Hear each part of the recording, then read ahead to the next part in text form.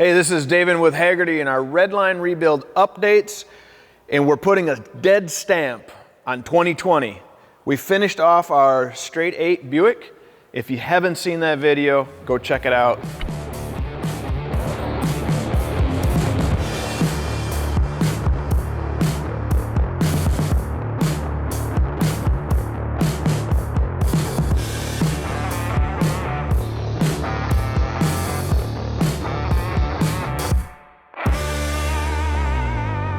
It turned out fantastic as far as the time lapse is concerned. So go check that out. It runs like a Butte.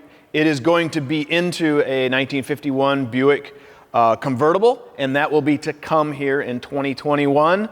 But I thought I'd take today and go through and basically tell you what our projects are going to be for 21. And I've also been asked by some people I work with to put together a project board. So here's my project board for those that have requested that. All right, so let's start off with our 37 Ford race car. We got pushed back based on events in 2020, but for 2021, this will be hitting a racetrack this year. So we're gonna completely go through it, completely restore it, if you will, which includes doing the engine build. Now this is a we figured out basically a 72 440 Chrysler. We've already done the manual transmission, so that's complete. And you can see we've started fabricating up mounts and getting this positioned into the car. As well, we've gone and completely tore down basically every lick of the car in itself. So here are pieces from the rear axle, so it has a quick change rear axle. So these are all the guts, along with the brakes and such. Flywheel over there for instance.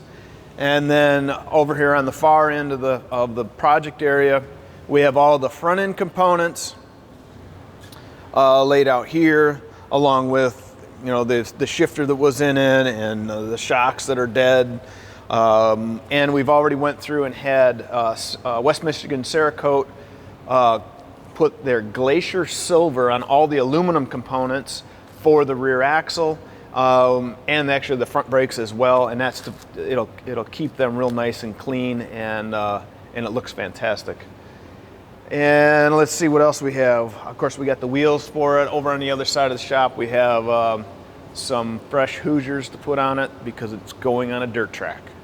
So that kind of wraps up the 37 Ford and the 440 Chrysler.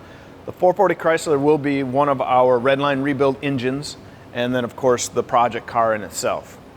And then from there, we downsize in physicalness of our next project, which will be this 1973 Honda Trail 70. These are iconic trail bikes or mini bikes of the day. They produced these from '69, and I think it was '92 was the last year. But of course, the ones that are the best are the earliest ones. They came with the candy paint, and this one actually has some blinkers on it, which is a little more modernized from some of them. But this particular one, we're going to go through, completely dismantle it. We will do a Redline engine rebuild on the motor and actually the transmission, because it's all one piece, and go through that 100% along with the bike in itself. So some fresh tires, fresh chrome, clean up anything that's not right, a little upholstery work, and then we'll have a nice little piece here when this is all said and done. And of course, do a little trail riding, because, well, what's the point of having it? Now, what I haven't talked about are two items that are not in the room right now. And the first one is a 57 Cadillac engine. So over at our Hagerty, the other Hagerty garage, the Learning Center, they are doing a restoration on a 1957 four-door Cadillac.